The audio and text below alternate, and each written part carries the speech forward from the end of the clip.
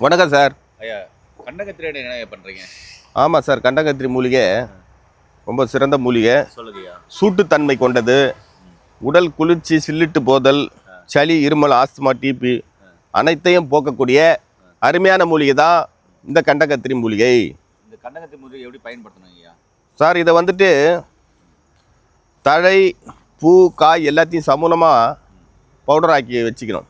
காய வச்சு பவுடர் ஆக்கிட்டு இந்த பவுடராக கூட திரிகடு கலந்து அனைத்து வகையான சளிக்கும் கொடுக்கலாம்.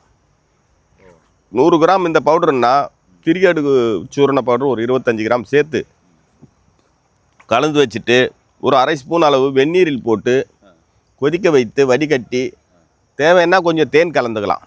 அப்படி கலந்து சாப்பிடும்போது சளி, இருமல், வறட்டு இருமல், நாள்பட்ட இருமல் இதெல்லாம் நிற்கும்.